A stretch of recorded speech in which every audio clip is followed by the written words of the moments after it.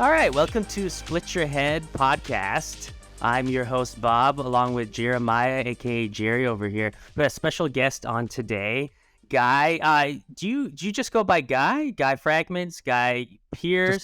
Just Just guy. Guy? Awesome. Yeah. No, we're stoked to have him on because he's got a wicked movie coming out very soon from Unearth Films called Sound of Summer, and we have him on today to talk about that and all the other films that he's been doing. And so, yeah, let's get right into it. Sound of Summer. How's that been going so far? Because it's basically been doing like the festival circuit. Yeah, I mean, right?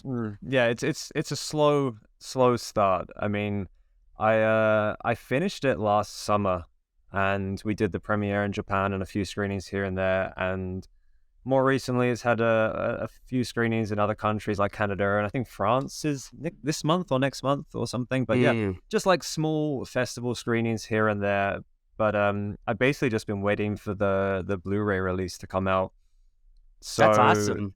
All kind of like responses and feedback so far have been very like few and far between. Yeah. Are you like how do you feel with the letterbox stuff coming in?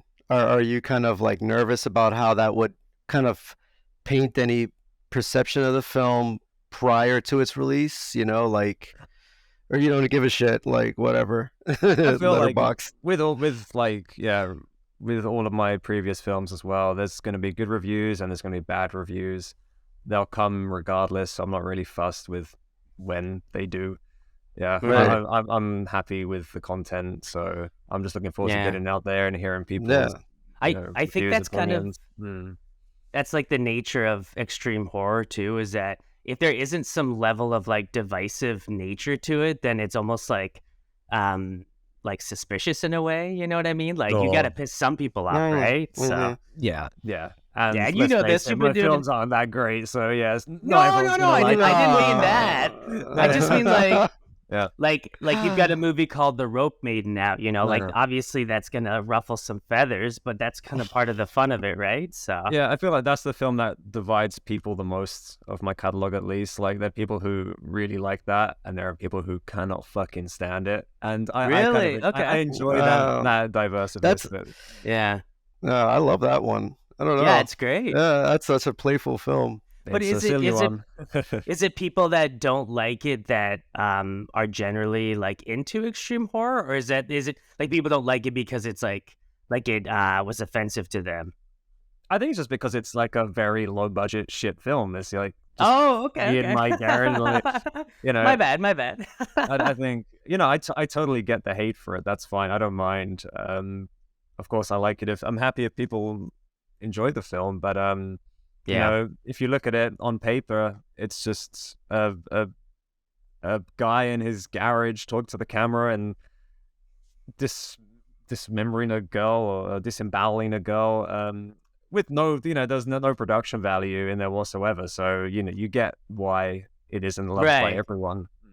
Yeah, but I think you're kind of selling it short, man. That it's like it is that, but it's also doing something I don't think I've ever seen where you're kind of like the satire on like the kind of like the guinea pig formula, and that's what separates it from anything else that I've seen, where it's just a guy chopping a girl up in his friend's garage or whatever. But yeah, man, it's really creative. I don't know. I don't think I can recall seeing anything like that, at least in that genre. Yeah, that was the reason I wanted to do that, like that approach to the pseudo snuff genre, because way before The Road Maiden, there were films that had done that genre so much better than I ever could. Like you got the Nicodata or the August Undergrounds or the Guinea Pig films. Like you have the kind of the kings of the pseudo snuff genre already set in place. I was like, I'm never going to make a pseudo snuff film that is going to rank up to that level. So I was like, I'll do something different and make it a comedy, something like that. Yeah, I think that was the way to go, man. Yeah, like I think like the limitations of like low budget, no budget production, and you're not like I've seen too many independent filmmakers that like the ideas exceeds their reach. You know what I mean? Yeah. And yeah, you worked within the confines of that, so that was really cool, man. Thank you very much. Thank you. Mm-hmm. Yeah, you'll also have to excuse me. I'm having a drink through this. I told you before we just got off What? the podcast. I've been talking for the last like 2.5 hours with Dave, and now my throat is killing me. I was like, I need a fucking beer. So yeah, excuse me. Well, I'm drinking coffee, Dave.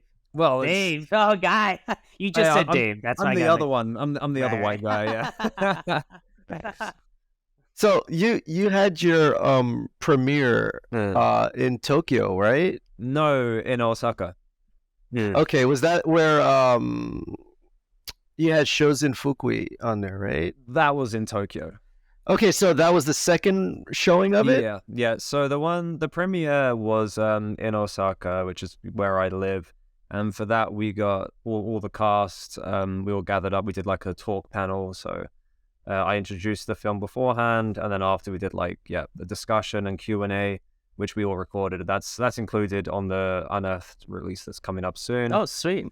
And then after that, we went to Tokyo and did the screening, and Shozo Fukui was there as like the guest speaker. And yeah, we talked about cinema, independent cinema, answered a few of his questions that he had about my film and that kind of thing. How was it having him? I know you admire his films to a great degree, right? So that's got to be something. It was huge. Yeah, I don't think I'll ever top that moment. It was pretty great because he had actually never seen it before. I purposely didn't show it to him because I wanted him to see it in that, on the big screen with that deafening volume, and then see his like immediate reaction after, which is a kind of risky game to play, but it was great. We walked out. I was in the kind of backstage, just connected to the stage, ready to walk out. He was in the audience, and we were getting ready to do the post screening Q&A, and he comes into the back room. He gave me a massive punch on the shoulder, and he's like, "You fucking did it!" So it was oh, that's awesome. So it's good to get his seal of approval, if you will. Yeah. Oh, that's so cool. Had he seen difficulty breathing as well? Yep. Yeah. His quote's on the box, I think. Right? Yeah. Oh. Yeah. He saw that relatively early on. I gave him a VHS of that before I had made the DVD, and and yeah, he enjoyed that, and he gave, as Jeremiah said, a quote for the movie that would help me sell it, and he referred to it as deeply strained. So I was like, cool, whack it on the front cover, that'll be great. So yeah, he's in that as well. Deeply strained, like deeply strained, yeah. Oh, okay, interesting. Okay, which take from that what you will. Yeah. As long as you got a compliment out of that, right? Sure. Yeah, I think he meant like it was like draining, so physically draining. Yeah. Drain. I thought you said strained. No, I did. Yeah, that's kind of how it would translate to. But I thought it's something that doesn't really translate 100%, and I kind of like that about that. So I was like, just fucking put it in as it is. Yeah. Deeply strained. Yeah. It's poetic, and I think that's what kind of like cuts through there, So yeah. So it's good that you mentioned the difficulty breathing, because one thing, like with Guy's films, he's got Shin Yankawa, right? Like playing in multiple films that you've created, and what I feel bad for the guy. He's just like now this. Anytime I see him, he's just a creep. You know what I mean? Like, I can't see him as anything else now. He's just this stalker dude, and but he plays it so well. Like, he's the nicest guy. He's absolutely lovely person. But he's a fucking weirdo, and visually he has a very interesting visual presence. And so I always cast him in my films. I'm always just like, Han. I call him Han. I was like, Han, please, I've got another role for you. And he's always just like, oh yeah, okay, anything, I'll do anything. That's fine. So I've put him through hell, and he You've even turned him into a pile of shit at one point. Yeah, he has no limits. It's great. He has no limits. That's so good. Yeah, but saying that, during the filming of Sound of Summer, that was the one time I've seen him get angry, and he got really, really pissed off at me because the shoot was too intense. Oh, Man, Really? well, you man. You can't wanna stop you there. Yeah, you got to keep Yeah, going. elaborate, Yeah. elaborate. It was the last scene where Oh, okay. I gotta like paint the picture a little bit. So we filmed in summer, and the summers in Japan are brutal. It was like 40 Hmm. degrees, very high humidity levels, and we were filming in essentially an abandoned building with no aircon, no fans, nothing, no kind of way to cool us down. And we all had all these like cool sheets, like gel pads on us to try to keep our body temperature down, because literally people get heat stroke and die all the time in Wow. Japanese summer. Oh yeah, it's a very dangerous time. And so we're filming in the middle of summer in this abandoned building with no fucking aircon, which is a stupid idea, but I wanted to do that because I wanted to get that kind of natural reaction of people getting like, their tether getting shorter, and you can see the frustration and the anger and the discomfort in their face. And so I really wanted to film particularly in that season. But for Han, he was in the full face prosthetic, and he was like that for a long time, for like at least 10 Oh. hours or something. Oh man. You're not And doing breaks? You're not like, okay, take well, it off or anything, or? you can't. Once it's like adhesed with glue and shit, you Oh, can't take okay. it off. And but saying that, he was kind of in the guest house next door a lot of the time, so where he was able to keep cool and stuff. But we kept kind of calling him back to film his scenes and going back and forth. But it was just a very long shoot, and he couldn't eat with that thing on his face, and Man. so it was tough. It was very tough, and I Yeah. totally get his frustration.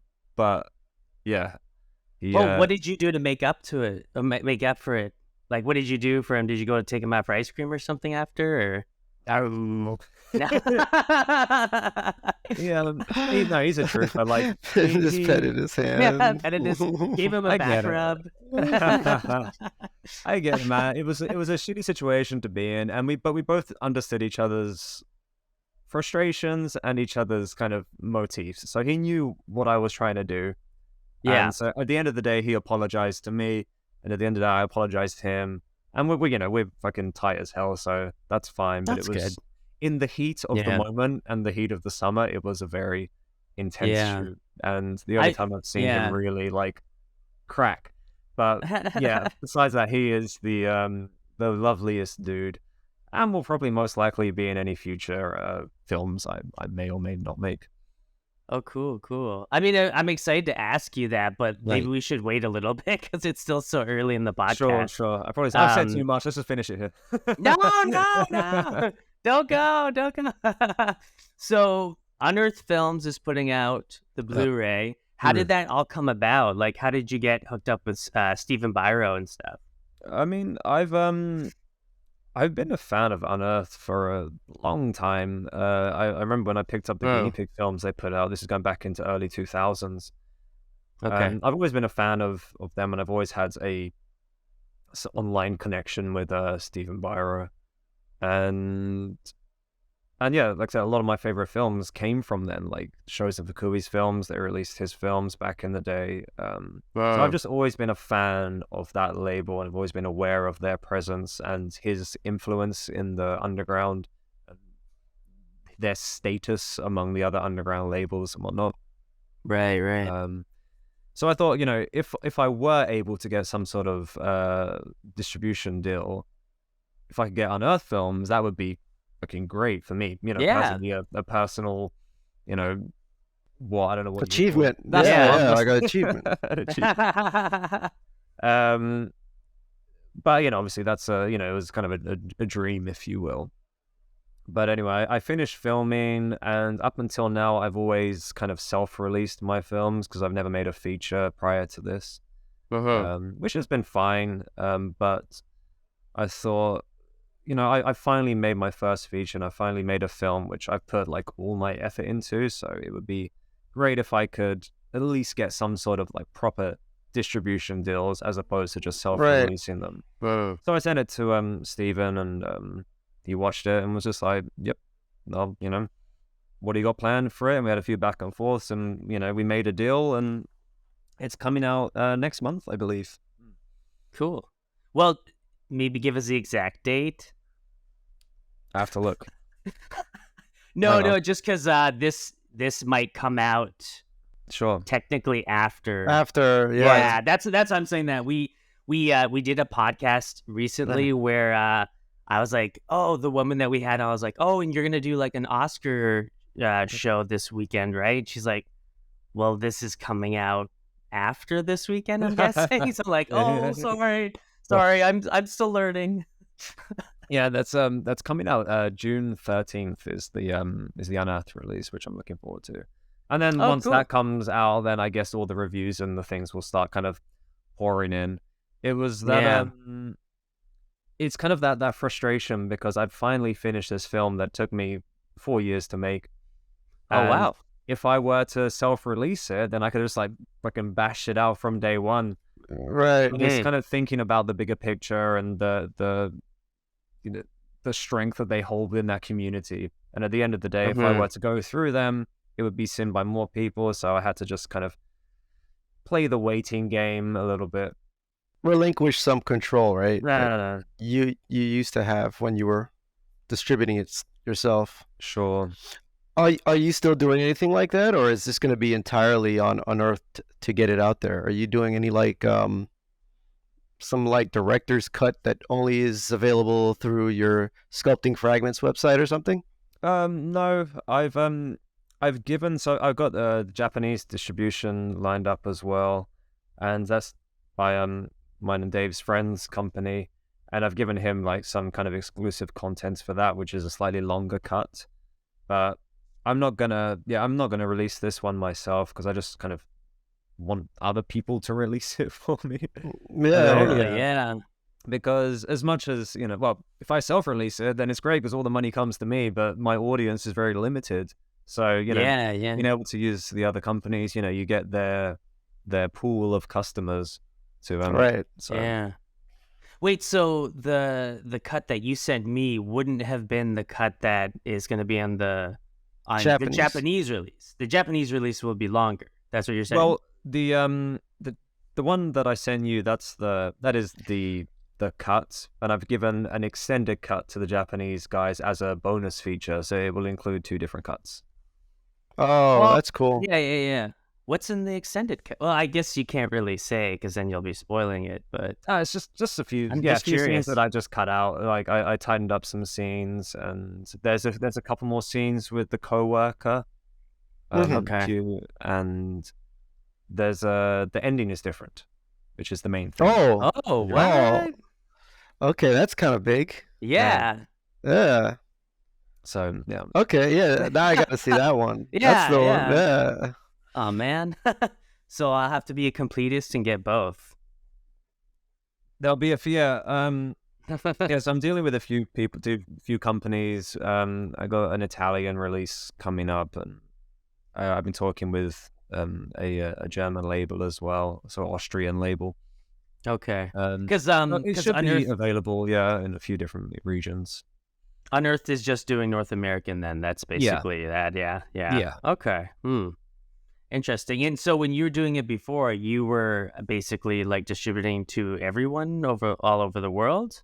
Basically, yeah. And that was fine. I enjoy doing that stuff, making up all the packages, and I would have the disc, I put the sleeves in, I'd sign shit, write all the message inside. I always enjoyed doing that kind of thing. But that personal touch is nice. Yeah, and I love that stuff. I love when I receive that kind of things from filmmakers when I buy their films. I always like to do that kind of stuff myself. Yeah. But when the pandemic kicked off, that just became impossible to do. And it's still impossible. I still can't send things to so many countries from Japan. And the prices of shipping to the countries that I can send to has like tripled. So it's impossible to do anything like that right now. it's not even like economically feasible to even do No, something like this. it's not. And more often than not, even when I could send things overseas, like a lot of the time they would come back to me, or they would get lost, or etc. etc. So Oh, the stuff damn. that I sell through my Sculpting Fragments store NB, that all comes out of an American-based manufacturer now. Oh, okay. So Okay. I don't touch anything anymore. I just put it in through the system, and it gets sent directly out from the manufacturer. So they print the Yeah, DVD and everything. That's what I thought. Yeah, because when I ordered it from you last summer, yeah, I got the impression that it was from like a company that did that, yeah, which is it's great. Yeah, because I think Joe Meredith might use the same probably. company. Yeah, yeah. I was like, oh, I can tell like similar level of production.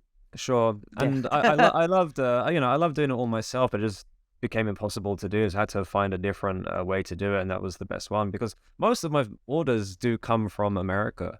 Um, Oh, so okay. it makes sense to have a manufacturing press company there, Yeah. as well as, unlike Japan, America can send to these other countries that I cannot. So it just works out Right. best. Although I lose that personal touch, unfortunately. Yeah. Yeah. So how has the reception of your work been in Japan then? Because like your work is primarily Japanese. Mm. It's been interesting. Yeah, Okay. it's been interesting. The screenings I had in Tokyo and Osaka were like full houses, which was awesome. And Sweet. yeah, it is kind of mad, because I'm not really anyone, in the grand scheme of things, like, and being a kind of independent whatever artist in any way whatsoever in Japan is quite the struggle. And a lot of Oh, okay. Japanese people tell me that Japanese people aren't interested in someone until they've made a name for themselves. Hmm. And they won't want to go to gallery or buy a whatever, the dress or whatever, until the Yeah. designer or the artist has kind of become that, essentially household name. Not Okay. saying that So I have achieved that in any way whatsoever, but so I yeah. always thought it was going to be a massive struggle, and that when I did have a screening, there would be a small handful of people, of like my friends and maybe one or two of their friends, and they would kind of pull them along against their will. Yeah. Yeah. But so far, all the screenings that I've had have been, at a relatively big audience, and I've been doing some.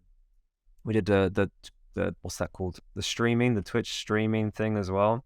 So people Okay. who couldn't attend the screenings could also watch online, which I believe is where Jeremiah saw it. And so yeah, to have like people actually watch it and show an interest in it is great. And it's been really interesting to hear people's different interpretations on the ending. That's probably been my Hmm. most fun thing to take away from it.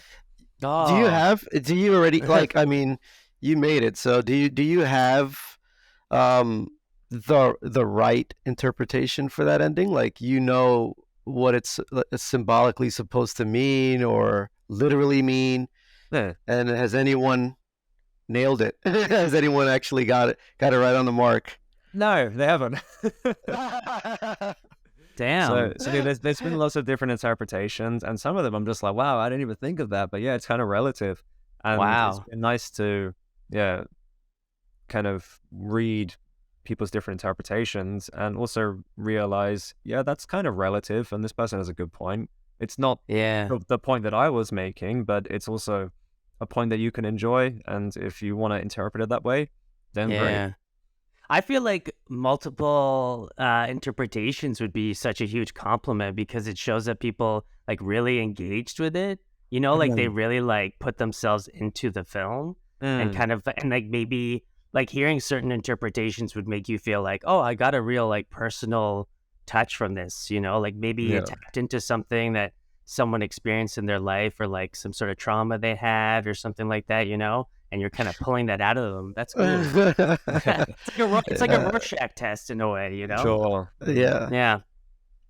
Yeah. So one thing I remember reading on a review for difficulty breathing that I carried into Sound of Summer, Right. someone had I don't know if it was criticism or what, but they were like, the score for difficulty breathing was more intense than the visuals. Right. Like they Yeah. said, the visuals couldn't match up to the intensity of the music. No. Was that something you thought about coming into Sound of Summer? Like you got uh,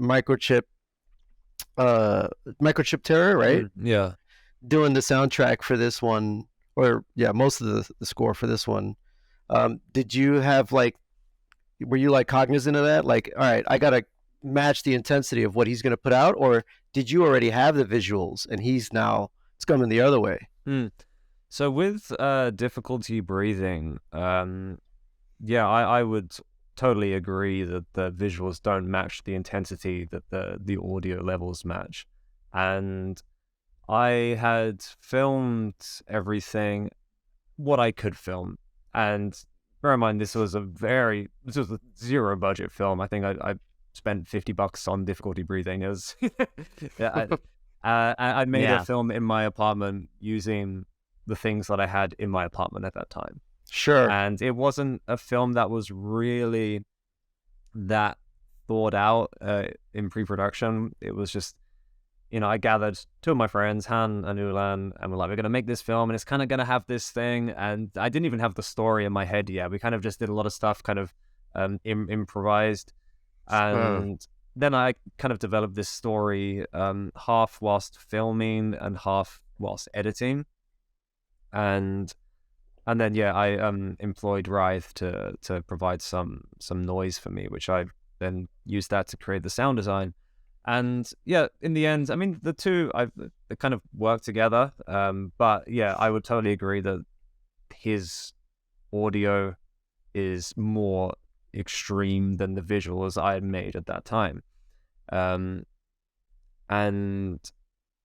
from not because of that, but I was aware of that. But that's fine, because that was the film that was the only film I could make at that time. Like, I didn't have a budget. I didn't have I wasn't really, I don't know what's the word to say.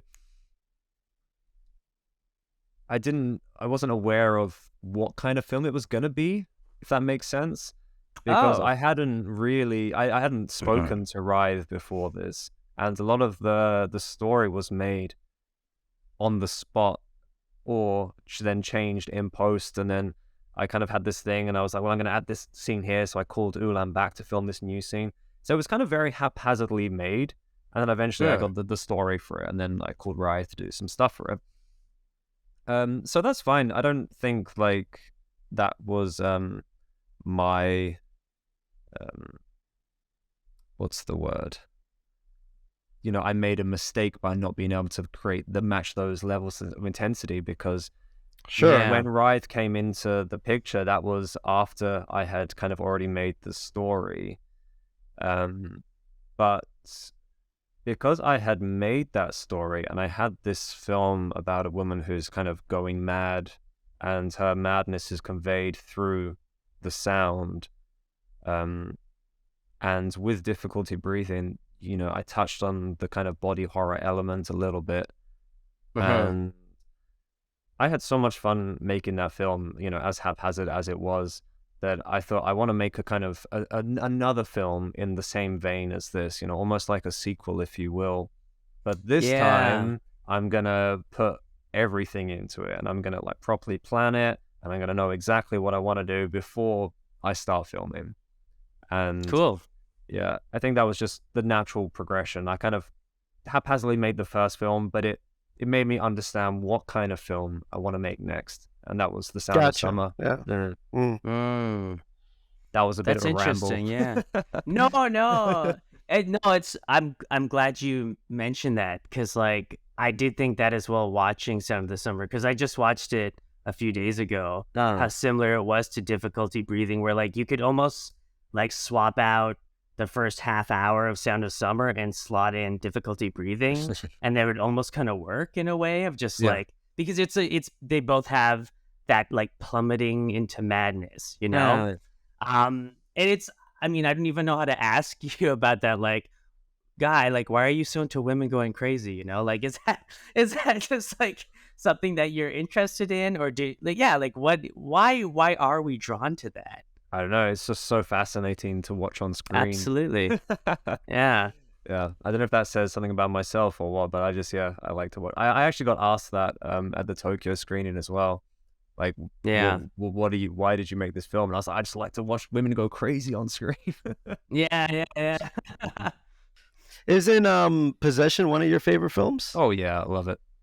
So there you go. Mm. Yeah. There you go. Can't go wrong That's with that. Have you read House of Psychotic Women? Yes, I felt Yeah, like yeah. that book was written for me. Yes, yeah. That book's amazing. Oh, you should totally like. Have you talked to? Okay, I don't know how to pronounce her name. I think it's Keela Jeunesse. Yeah, I've Have never you? spoken to her. No.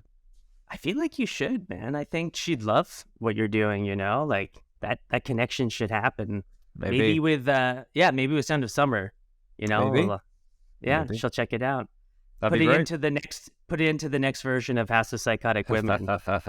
I wish she would make. I wish she would make another a second edition of that book. Yeah, I really enjoyed that. Oh, she did. Oh, she did. Yeah, yeah, yeah. She just put it out last summer. Oh, bloody hell! I missed on that. Yeah. Oh, I'll have to look it Yeah. up. What is it like? A sequel or is it an extended? No, it's is the word an addendum? No, It's basically she added more content onto it. Man. I think there's like an extra like 50 pages or 100 pages.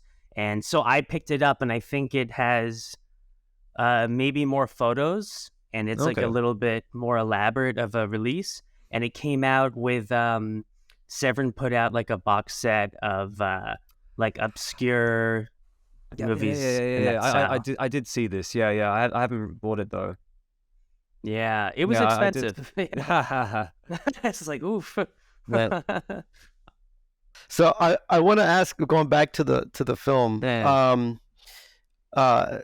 Did was one of your like influences for there's one sequence in particular where uh her name's Kaori, right? Kaori, yeah. The lead, yeah. Mm. She's in the bathroom and she's kind of like picking at all these scabs and sores and things and finding cicada fragments, I think is what she says. Yeah. And yeah, it reminded me of The Fly, Ah. where he's kind of like slowly picking at himself. Even down, you had like the little nail Oh scene yeah. where like, yeah. And was that like a direct like influence, or is that just Cronenberg sitting in the back of your like subconscious? And Don't get me wrong, I love Cronenberg. I love The Fly.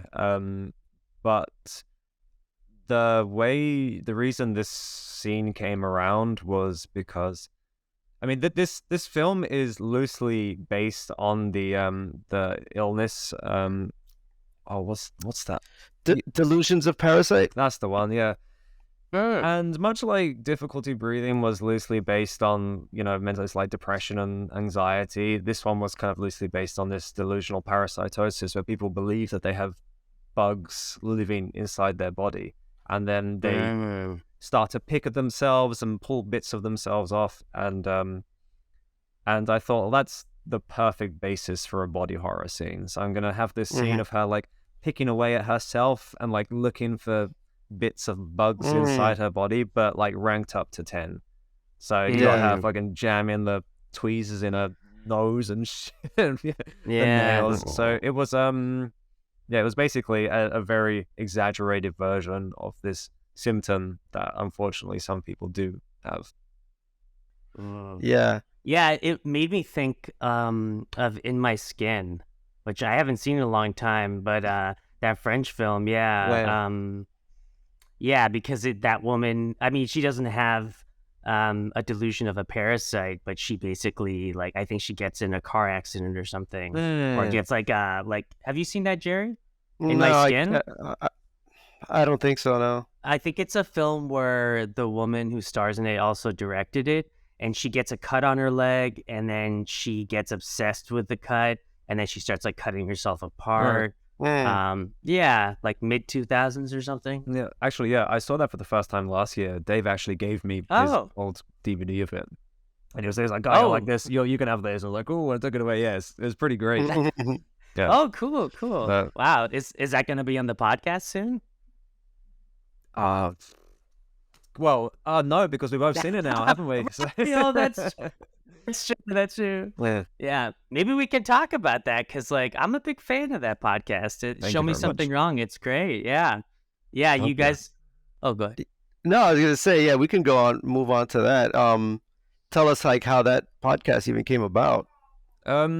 Well, the way that Dave and I met was, and through Twitter, I believe he messaged me one day, and was like, "I want to buy a copy of Difficulty Breathing." So I was like, "Great, send your address and the money, and then I'll send it out to you." And and then I got his address through, and I was like, "Oh, it's from some fucking foreigner living in Osaka." And I was like, "Who's this guy?" So anyway, I sent him that, and after that, we kind of got talking, and we thought, we should have a drink sometime. And I think about 6 months or so passed after our initial back and forth. But then when we met, it was like, we just got on like a house on fire. It was like, "Hey, you've seen this movie?" I was like, "Yeah, I fucking love this movie." Seen this movie? He's like, "No." It was just like giving each other films to watch, recommending each other films Yeah. to watch, because we're both very, knowledgeable on horror, especially, and even just the really weird unknown shit. But even within those like subgenres, we both have our own kind of pockets where we're more knowledgeable on than the other. So we kept kind of recommending each other films to watch, and then one day Dave was like, "Yo, we should do this as a podcast." And and I've never in my life thought I wanted to do a podcast, but I was just like, "Yep, all right, fuck it. If you know Yeah. what you're doing, then yeah, why not? Let's give it a go." But he pretty much Yeah, runs it all, and I just come along and I talk and I have a drink while I'm at it. What's been of all the films you guys have covered so far, the one you've hated the most? The one I've Because hated there's been a few where I noticed like he'll say, "Oh, and this one really pissed Guy off" or something. Yeah, I think the one that the film that Dave has recommended that I hated the most is probably Duck: The Carbine Massacre. Oh, okay. Yeah, I couldn't stand that film. Just didn't get on with it. I think kind I of watched that. Oh, I think I watched that when it came out, and I remember it being like the cheesiest, edgiest film I've ever seen. Just like, oh, okay, this can go back into like the new metal trash bin or something, basically it was. I mean, I kind of appreciate what they were doing, and I think they achieved what they set out to do, but it's just not the kind of film that I want to watch. Yeah, absolutely. For a multitude of reasons, not just one reason. There's so many things in that film that I was like, no, not liking this. So that's probably the film that I dislike the most. And probably for Dave, the one that he disliked that I recommend, I'm going to say is The Worm Eaters. I know he hated that. Right. Yeah, I remember the episode. Yeah. That's a weird ass movie, man. It really is. But are you guys open to suggestions? Because there was a movie, maybe Jerry, you told me about it. Yeah. There were actually, I put on Twitter a couple, and then some other people chimed in onto that tweet that were recommending movies for your podcast. I said, really? Oh, I've not seen this. Sorry. Yeah. It may have been Dave. I don't know. So one of you two was like doing it, but I recommended Final Flesh, which I think would go over well for what you guys are trying to do with your podcast. Which I don't know. The premise is, I'm gonna mess this up, but I believe we have these scripts that don't have any movies made for them or anything. So what we do is we take the script and we gather some porn actors, and they'll just act out all these scripts. Okay. And and it's it's exactly what you think it's gonna be. Oh, it sounds pretty fun. I'd have to watch that. Yeah. It's special, definitely special. Check it out. I think you guys will get along great with that one. Final Flesh. I'll have to watch that. Yeah. The two that I would recommend is Bride of Frank, and that was the one that I thought Jerry. Yeah. Oh, that was another one I did say. And I think I was Yeah. even pushing Dave. Like, I think I told him like he had COVID or something, and I'm like, "Oh man, this is the perfect film to watch while being sick with COVID or something." I'm like, No, it's "This is not. yes." I was like, "It's It's just it'll intensify all these symptoms and shit. Like it'll um really mess you up." it's a disgusting, like, vile film. Yes, it But I is. think it's maybe supposed to be funny. I don't know, Um man. I think kind of yeah. Some of that comes through like intentionally. yeah. But it's so mean spirited. It's shot on like a potato camera, and Yeah. it's just completely screwed up. And I'm pretty. It's kind of like ex, exploitative, like Yeah. because it. I think the guy who's the lead is like homeless in real life. Oh wow. Oh, okay. I didn't know that. Yeah, and they use him to just do whatever. They probably gave him like some lunch or something, and that was it. Yeah. You know, it's pretty screwed up. I'll give Um it a watch. Yeah. Yeah, Bride of uh, Frank. and one last quick one. Do you know Marquise or Marquise, I think it's called? Marquis. It's Is that an it's animated film? kind of Is it like is it, basically yeah. With all the dicks? it's well, there's dicks, yes. Is it, well, yeah, I think I yeah. It's basically like humans with animatronic, like animated faces. I No, think no, no, it no, no. is what it is. So it does have a very jarring look to it. Where the first time I watched it, I was like, "Oh, is this puppetry?" But then Yeah. it's actually it's like animated faces that are made to look like animals talking, and then like human bodies, and then it's telling. I'm not sure what specific text from Marquis de Sade, or maybe just like talking about his life, but it does show him like talking to an animated penis, Right, right, and right. there's like scenes of like sex and BDSM and stuff like that. But it's pretty light in tone. It's not like a heavy film by any Sure, means. sure. Yeah, Yeah. I was thinking of doing that because I saw that not too long ago, and Oh, yeah, you've seen it. yeah, I have seen that one. Yeah, Oh, I okay, know okay. the dick talking scene really is embedded. Can't forget that one quickly, but Yeah. Yeah. yeah. Bob, what would you say is your favorite film covered by them so far, or maybe best Oh, episode? you know, that's a tough one because my favorite episodes are probably movies that I wouldn't watch because I'd want you guys to just watch it for me and talk about it. Sure, But sure. but I did actually seek out Writhing Tongues. Oh, I was Great gonna. movie. You Yeah. took mine, man. That's the one I was gonna say. It's the only one that I hadn't seen before, Yeah. and that I was like, okay, I want to check this out. And I thought it was actually a really good movie. I thought it was like low key a little masterpiece, man. Like Yeah, I'm like, I wish more people knew about this movie. I feel like that's yeah, gonna have a revival at some point. Yeah, it's criminally underrated, but I feel like that will kind of surface to more people's like knowledge some point soon. yeah, It's yeah. such a fantastic film. Yeah, yeah. It hit close to home because my son actually had the same thing happen to him. Oh, really? And yeah, Oh, but thankfully we were able to like get on top of it No. quick enough. But I remember just like that feeling helpless, man. Just seeing your son or your child go through that, yeah. that kind of agony. So yeah, yeah, Mm. it was a rough watch, but it was really good, I can only really well imagine. done. Yeah, you wouldn't wish that on anyone. Christ. Mm. Mm. That was a very upsetting film, yeah. I remember when I first saw that, I was just like, oh, I don't have any kids, but I was like, oh my God. Yeah. Yeah, yeah. What's been like the most extreme one that you guys have watched where you've been like, oh man. Oh, fucking hell. I kind of forget what we've spoken about. For me, the one that comes to mind is Red Spells Red. Oh Really? yeah, I love that movie. Yeah. Oh man. So like you said, for as far as most extreme, Maybe the one that comes to mind the fastest. Yeah, maybe that one. Hmm. I haven't opened my copy up yet. I still haven't watched Oh, it. it's a fantastic movie. I absolutely loved it, but it is extremely wrong. Well, it's because of the animal cruelty, right? Like Yeah, that's yeah, yeah. yeah. And you can watch a cruelty-free cut on the Blu-ray from Error 4444, whatever the Yeah, company's that's called. right. Yeah. Yeah. So I think I watched the cruelty-free cut.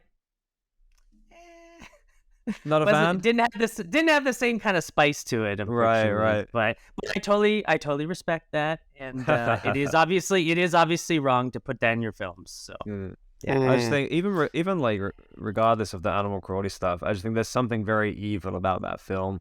The way like the people are animated through some like the reverse photography and the camera trickery, it just feels there is some evil presence behind all of it, and you kind of feel like you need a shower after watching it. I absolutely loved it. You guys watched one recently, or I guess not recently because you put your episodes out a little bit later. But it was like the Category 3 one based on a real life murder. Oh yeah, that was one Dave brought. I forgot the name of it. That sounded terrifying. Yeah, it's crazy because it's such a film kind of lighthearted in tone. It's not that visually graphic, but the basis for it was so fucking horrible. Yeah, two people getting murdered and tortured for hours in Hong Kong. Oh God. Was that the I don't know which one Bob's referring to, but are you talking about like the real Japanese case where there was a woman who was tortured? No. This is a Cat 3. Oh, Cat 3. Okay. Yeah. So I got you. You're thinking the Junko Furuta? Yeah. No, thank you. Yeah, we don't have to delve into that case. That's a big room. Yeah, totally. It's still pretty early for us right now. So. Yeah, right. I feel like that might be a good segue because you're talking from Japan right now, but you're mainly from England. Like you were born in England, you moved out to Japan like a few years ago. Yeah. Did you make any films before you moved to Japan? The Road Maiden. Oh, okay. For some reason, I thought that you made that in Japan. That's interesting. Yeah, because there is like a Japanese feel to it. There is Japanese actors in it, right? So, sure. But you were drawn to Japan. I mean, was that something that I guess like with Shozin Fuku being such a huge inspiration for you? Like, were you drawn to Japan to basically like continue your filmmaking career? No, not at all. I mean, I had come to Japan for the first time, I don't know, 11, 12 years ago, just on a holiday, and just absolutely loved it as a country. Before that, I was interested in Japanese cinema and a couple of bands here and there, but I remember being very much into like Takashi Miike movies,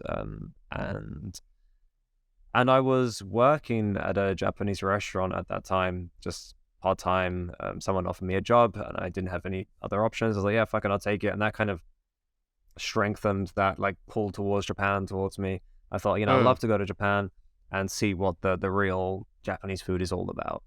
Came to Japan. This was just on a trip. I had an awesome time. And as soon as I came back, I was like, I gotta get back out to Japan. That was the best holiday I've ever had in my life. I think 3 years later, I came back out again. And then as soon as I went back to England, I was like, got to get back out to Japan again. Like, there's just, it has that pull, It's kind of the basis of so many things that I'm interested in. Like you said, like, I love Shozo Fukui's movies, and there's lots of the kind of underground subculture of Japan, which I'm very interested in. Cool. And that was the big pull for me to kind of move out here. Okay. And you mentioned that you were into like a couple Japanese bands. What bands are you into? So I think back then I listened to Boris and Merzbow a lot. Oh, okay. I guess two household names now when talking about Japanese kind of metal or extreme music. Recently I've been listening to a band called Magdara Junen, which is kind of a doom band. And then another band's called, I gotta remember it. Kujira Yu Metama. Okay. Kujira Yu Metama. Yeah. And it's just this one woman who plays the bass and just like screams into the mic while has all these like high profile murder case soundscapes kind of playing over Oh wow, her head. It's a that very sounds odd. sick. Yeah, Metama Yeah, Kujira. Oh fucking hell, it's a long name. Metama yeah, Kujira. yeah. Yeah, something like that. Well, well, Shozen Fuku, he does shows where he plays like his film and has like a live band playing, or he plays music over it, right? Like, is there kind of like an intersection then of like filmmakers like yourself and these kind of like noise artists or like metal artists, you know? Are we connected? Yeah, You mean, yeah, sorry. like, because I mean, is that something that's kind of recurring? Like, have you seen that beyond Shozen Fuku? Like, is that such a specific thing that only he does that? I think and this also goes back to what he was doing in the 90s as well when he was screening Pinocchio and brought in the PA system. I think he's very much just ahead of the game or whatever he's doing.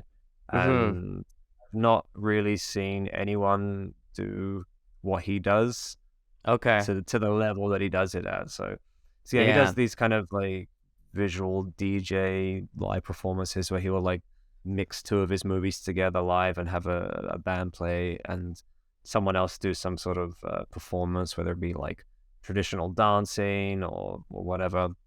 Yeah. And it's not a thing that is kind of prevalent throughout Japan. Like no one else is really doing that as far as I'm aware.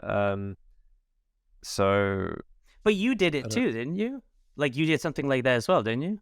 yeah, purely influenced on seeing what he does, and I was like, oh fuck, I'm gonna Yeah. give it a go then. Yeah. Yeah.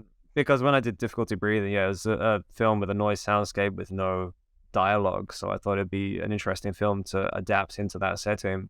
And I was doing the noise myself, and I've done it like a few times. I did it last month actually, for the first time in a long time.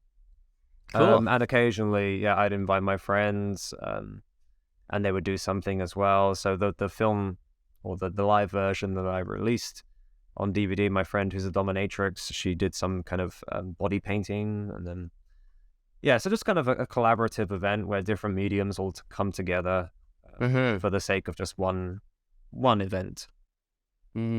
That's cool. One last thing, because I did mention this earlier. We wanted you to talk about what you're doing next. It's not a lot. Not a lot. What do you mean? More podcast episodes. More podcasts. Yeah, the Sound of Summer took me like 4 years to make in total. Gotcha. So I once I finally got that finished, I was like, I'm just gonna take a break from everything. Not gonna go out and try to make the next film so soon. So yeah, nothing for a while. But saying that, like I have a ton of ideas floating around, so I'm always noting down ideas and adding things. I've got like I think 5 or so different films that I'm currently thinking of in my head. But whether I actually go ahead and make them or try to make them is another question.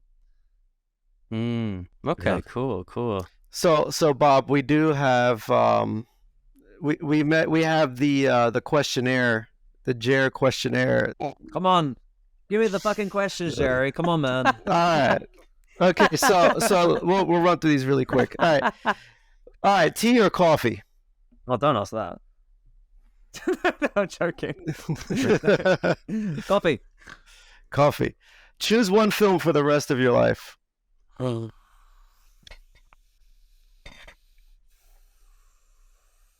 Muppet Treasure Island. That's a nice one. Really? Love it. Wow. It's full of shit, man. Love it. Tim Curry, Kermit with the Frog. You got everything you ever need. Really? You got, Okay. You need some music in your life. Come on, that's got everything. You got pirates, you got Muppets, you got music, you got everything. Muppet Treasure That's your Island. favorite Muppet movie, though, is Muppet Treasure Island? Like Tim Curry, yeah, of course. What else do you need? Yeah, he's great, but It is great. I don't know. Okay. If you had to be an animal guy, which would you choose? Oh, cicada. Get it over and done with. Die in 3 days. Yeah. What happens when you die? Well, you die, don't you? Yeah, you do die. Go to sleep, and finally get some rest. Yeah. After 3 days. Song title that best describes your life. A song title that best describes my life? Yeah. Jesus Christ. Disco Inferno. All right. Awesome. All right, Bob. Go ahead. You could close us out. Oh yeah, no. Is there anything else you want to mention? So you said June 13th, Unearthed is putting out Sound of Summer, so everyone Yes. can. I believe the pre-order is already up right now, right? If people want to pre-order, It's on Diabolic and Amazon and all the other websites. So yeah, cool. it's available for those who would like to pre-order it. Yeah. Yeah, and I'm looking forward to just hearing what people think about it. It's kind of, Yeah. I feel like if anyone liked any of my films prior to this, then they should like this one, because I feel like this is kind of all of my prior films in one. So Hell yeah. there's But, like, something for everyone. It's up to 11. Yeah. Yeah. There's You can something use for that everyone. Yeah. Really deeply strained. There you go. Put it on there. There you go. Deeply strained.